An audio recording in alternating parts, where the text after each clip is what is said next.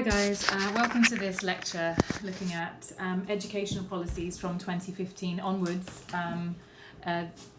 Just to kind of keep you up to date with more recent policies. In 2015, the Conservative Party won a majority, and we did see something of an ideological shift, if you like, in the kinds of educational policies coming out. Because prior to that, from 2010 onwards, remember it was a coalition, so you had the Liberal Democrats, if you like, tempering some of the new right ideological policies that we might have seen in the previous 5 years. So yeah, let's get started then. Most recent ones I want you guys to bear in mind is particularly the reduction in sixth form funding, up to 25% of cuts in some parts of the UK. And it's worth thinking about what impact this has had. Well, it's definitely led to certain subjects being scrapped at sixth form, because each sixth form student, if you like, is worth up to 25% less than a student perhaps from year 7 to 11. So as a result, it's no longer economical for schools to run subjects that perhaps might have traditionally had quite small class sizes. Quite often this can be things like music, sometimes art. I know politics in the past has, some years we've only had 6 kids sign up, other years we've had 28 students sign up. So they won't run it in the years when there's like less than, if you like, 10 students. So yeah, certain subjects have been scrapped. There's less of a range of subjects for students to pick in certain sixth form colleges because it's just not economically viable for schools to pay for members of staff to teach them. Another side effect is definitely class sizes going up. Whereas 10 years ago, an A-level class might have had only about maybe 10 to 15 students. Now they're much more similar to the size of GCSE class sizes. And yep, it definitely goes back to that, the money again. It's not economical for a school to teach several small groups when perhaps they could group them together in 1 or 2 large class sizes per teacher. The other thing that's certainly come through is students now only really have 3 options when they come up to study A-levels from GCSEs. Previous years they had 4. They would have picked 4 subjects. They would have studied 4 for the first year, and they would have perhaps dropped 1 of them to continue with just 3 to the full A-level.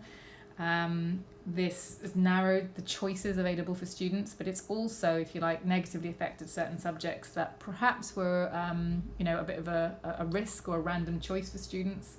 So subjects like, sociology, psychology, economics, subjects that students wouldn't have studied previously.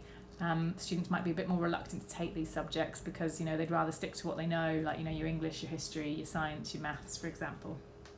And finally, because of this kind of if you like, the students themselves aren't worth as much, colleges now really only want students that will do well, so that colleges can continue to do well in their league tables, so sixth form colleges. So have a think, which students do you think this will be then? So colleges only really want the ones that are going to be successful, so what sorts of students do you think they might be? Second policy to think about is the increased tuition fees. The annual tuition fees have now gone up to closer to, I think, $9,000 a year.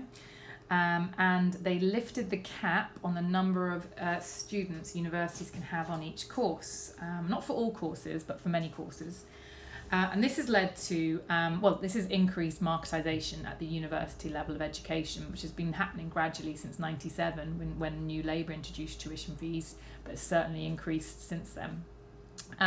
So as you can imagine, students are worth a fortune to universities, okay? The best part of $30,000 just in tuition fees, but then there's also the additional money they spend on services in and around universities. So universities scrambled for students, okay? They competed for students in order to gain access to that money. And one of the side effects of that was an increase in unconditional offers to A-level students. So students who, might have been given an unconditional offer as long as they agreed to put that university as their first choice. And this, unfortunately, has led to a number of students perhaps going to university who maybe it's just not the right place for them to be, okay? Maybe they are not prepared for the academic rigour of a university course. They might have taken their foot off the pedal and not studied so hard for their A-levels, so it's a real shock to the system when they go to university where it's a high level of independent working. As a result, Many of them drop out in the first or second year of university. Universities still get a lot of funding for that. They don't get the full 3 years perhaps, but they still get the funding for the year or two it took that student to fail. And ultimately the student still has a bunch of debt to pay back, even though they haven't got a degree to show for it. There's an argument this has led to sort of the devaluing of degrees further, and that's linked to the final point in that one above about the increased rewarding of first degrees. So universities have a system where the professors and lecturers that run the courses, they mark the work submitted, they mark the exam papers written, and they award the grades to their students, which is obviously very different to the GCSE level where we use exam boards that are external and, if you like, non-biased in theory. Whereas because universities now are so driven to keeping students, making students happy, making sure that students fill out positive surveys about their experience at that university, because all of that feeds into, you know, the choices that the next generation of students make when it comes to picking a university. They look at, you know, student surveys about where's good to go. They want to keep their students happy. So as a result, we've seen a huge increase in the number of firsts, like top level degrees being awarded in British universities. When I went to university many years ago, I don't think I knew anyone who got a first in the group that I was kind of spent a lot of time with. You know, it was great to get a 2-1, you know, that was fantastic. But now more and more students are getting firsts, and that was, you know, that was very rare, sort of not that long ago, to be honest with you. I like to think so anyway. And yeah, that kind of sort of devalues the degree, okay? Because can you say that a degree that's got a first this year is as valuable as one perhaps awarded 10 years ago to 20 years ago, if you like? And of course, the devaluation of degrees has been going on ever since New Labour introduced the policy of, or the drive to get 50% of young people to go to university and get degrees. So that was back in 1997. So ever since that's happened, we have so many more people getting degrees now that even just having a degree itself is no longer that exceptional, okay, arguably. And yet this last point just really irritates us A-level students. Because so many young people at A-level were getting these unconditional offers, it meant they didn't need to study hard for their A-levels. So their A-level attainment went down, negatively affecting, if you like, the league table position of the actual colleges themselves. The student loan system continues to be privatised. The government has sold off, it sort of chunked the student loan debt and sold it off in, I think, 2 or 3 different trunks so far. This is sold off to private companies. The Treasury does make money by selling off the student loan debt, and they can use that money for services such as like in the NHS and, you know, hopefully education. However, just be mindful that obviously these private companies only get involved in this market to make money. So there is profit being made off student loan debt. And there has been some unethical practices. There's been quite a number of complaints of where these companies have made errors and sent out some quite strongly worded, scary letters to young people who've maybe only just started work or only a couple of years into work, demanding payments that actually weren't due. So it becomes a bit more murky, the student loan system, when it has become a bit more privatised. But it is evidence of the influence of the global neoliberal marketplace and that increasing amount of privatisation via the back door in the education sector. The final bit here I want to talk to you about is what the whole lecture really is about. It's about Progress 8 in particular. So Progress 8 measure in league tables was introduced in 2016. And now schools are judged by how many students meet or exceed, it should say, meet or exceed their target grades across 8 particular subjects. So we no longer have a focus on the A to C economy, okay, which is arguably a good thing. So before I talk to you in more detail about Progress 8, I just want us to remind ourselves of the problems with league tables. So league tables were introduced in 1988 as part of the Education Reform Act in the first wave of marketisation policies that sort of came off the back of the Chubb and Moe research in America, very much sort of from a new right ideology. The big problem created by league tables was what's known as this sort of the gold standard is A star to C's in league tables, but they must also include English and maths. So schools were judged by how many students got 5 A stars to C's, including English and Maths. The more that got that sort of gold standard, the higher up they went in the league tables, which is obviously great for that school because parents look at those league tables and then make choices. But Gilbert and Yodel were really critical of this because they said this creates the A to C economy in schools and leads to the educational triage. Okay, so triage means 3, I guess. So what does this actually mean in an educational context? Well, firstly, let's talk about the medical triaging, which might be the context you've come across it before, or it's sometimes used in the military context. So if a doctor is faced with a crisis or a natural or a disaster where there's a huge number of patients to treat and they've got to make decisions pretty quickly about who to treat first, they have to triage their patients. And they put them into these 3 categories. The walking wounded, so they will survive while I attend to others. Little chance of survival, so no point in giving them medical attention right now because they're going to probably die anyway. And those I can help now. So if I give them my medical attention, this will make a difference in a context where there's perhaps limited medical resources. So that's what it looks like in a medical context. Have a think, what do you think that looks like in education? So instead of doctors, it's the teachers that do the triaging to their students. So what do you think they do in terms of categorizing their students? Who would fit into each of those categories? So hopefully you've had a think about that, and this reflects on the ideas that you had. So the educational triage is when teachers categorize students in a similar way to what a doctor has to. And the 3 cases are hopeless cases. So these are your poorly behaved students, your special educational needs students, your generally low achieving students. And these are the students who, if in terms of the medical context, they're the ones that are going to die anyway, so there's no point in giving you the medical help. So these are the hopeless cases. Then you've got the students who will pass anyway. So these are your students who are like the walking wounded. They're going to be okay even if you get to them a bit later in a medical context. So these are the ones who will get an A star to C without any additional support. They're safe. You can bank them. They're going to help you with your progress in your league table position.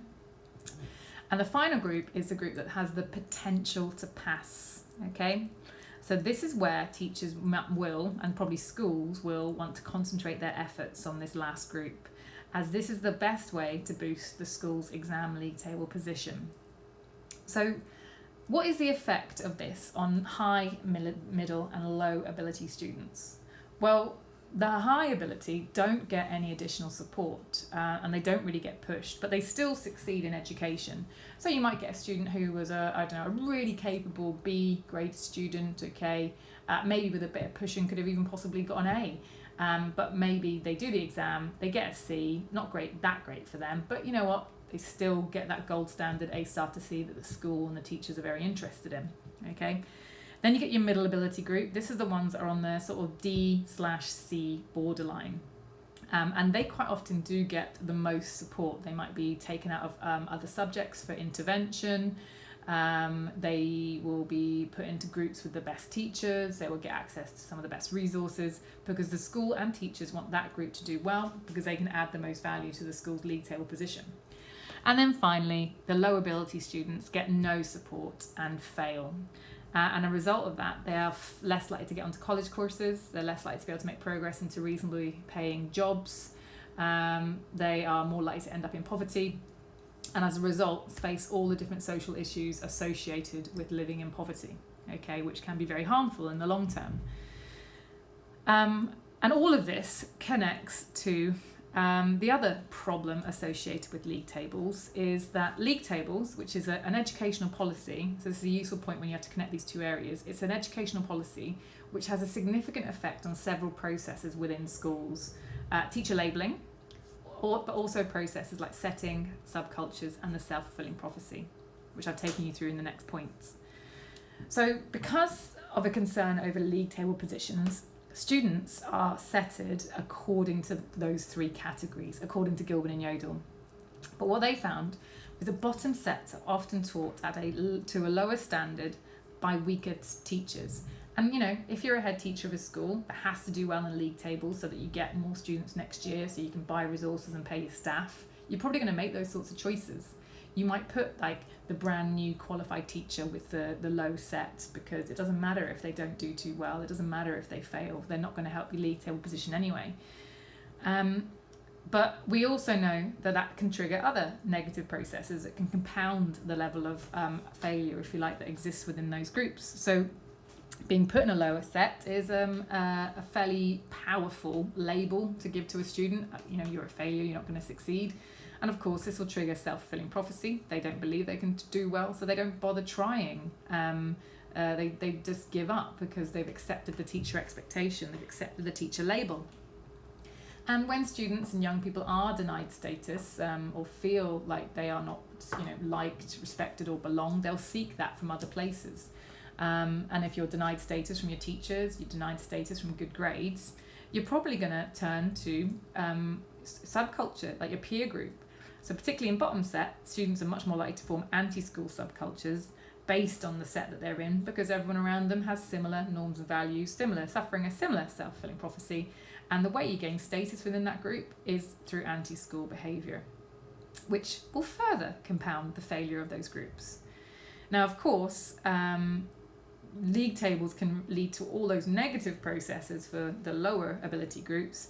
However, of course, the league tables can have a positive effect for the groups that are high ability or middle ability, because they'll benefit from top sets, they'll benefit from positive expectations, they'll have a positive self-fulfilling prophecy, and they're more likely to form a pro-school subculture as well. But ultimately, the groups that are most disadvantaged by the league tables are the no-hopers, the ones that are left to fail and who can't progress. Because even though the high ability students don't get that much support, they still end up with a half-decent GCSE that allows them to make progress onto the next level of education. Whereas the low ability no-hopers, they don't get that. And generally, that will reinforce class and ethnic inequalities for certain ethnic minority groups. So the solution, in theory, to the A to C economy then came about in 2016, which was the reform to school league tables known as Progress 8.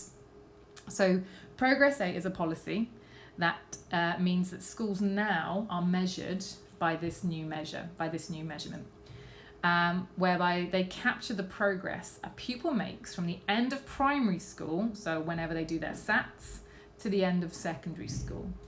And it's what's known as a value added measure of progress. So, and there's a word error in this sentence, apologies. So it doesn't matter if a student does get, it shouldn't say don't, it should say do. It doesn't matter if a student gets a D or a 3 in terms of the numerical levels now, as long as that's their target grade. So if you've got a student in your, English class who's targeted a level 3, and you know what, they get that level 3, that's really good progress. They've made the expected progress.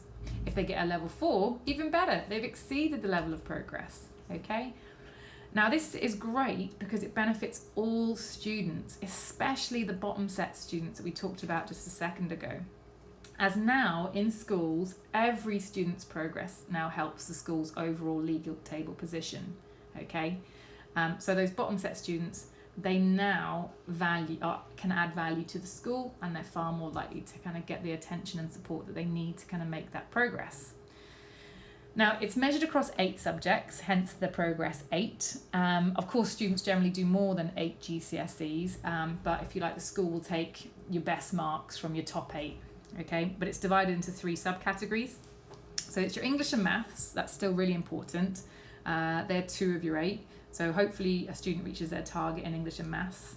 And then the school will take 3 other good grades from your English baccalaureate subjects. So that'll be science, computer science, geography, history, or a language.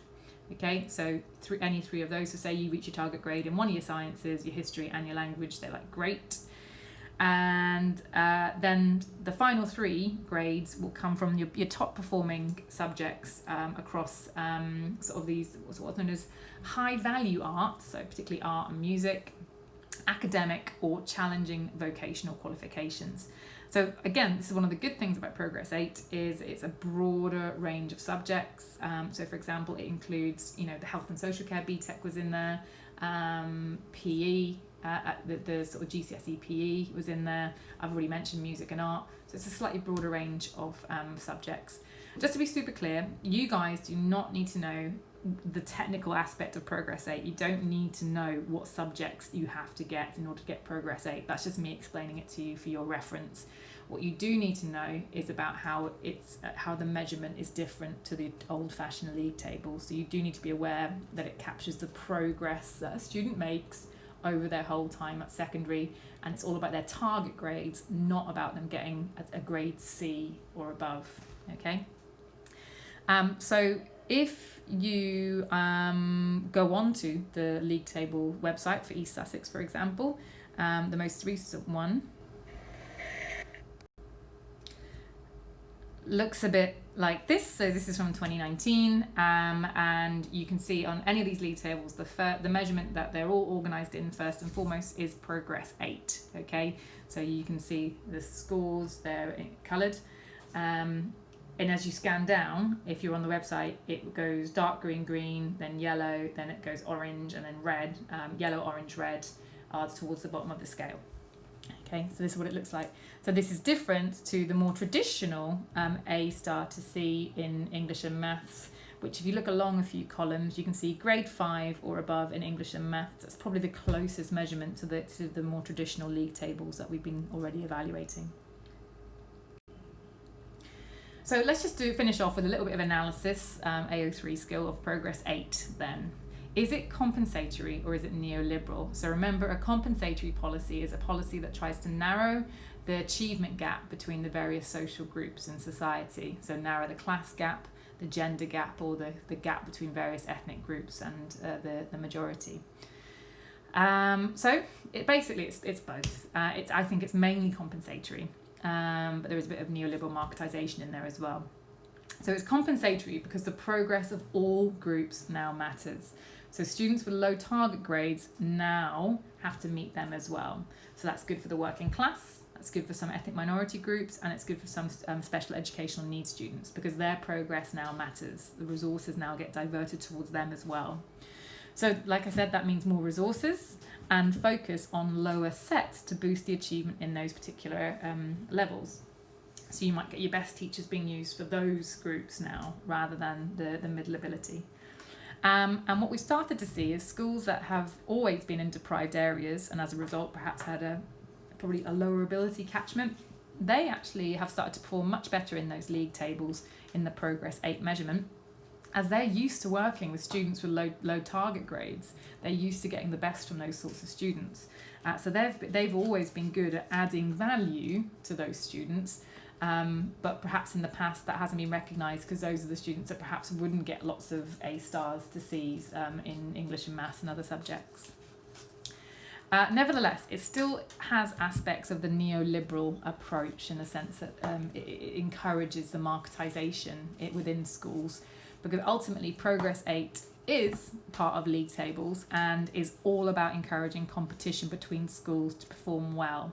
And if you can get schools to compete with one another, that is all about improving the standards of education, okay, to compete, to provide a higher standard of education. But in this case, obviously now schools have to compete to provide that standard for all students because as all progress matters. Okay, because ultimately schools need to attract more students because the students represent the funding. Thanks so much for listening, and good luck.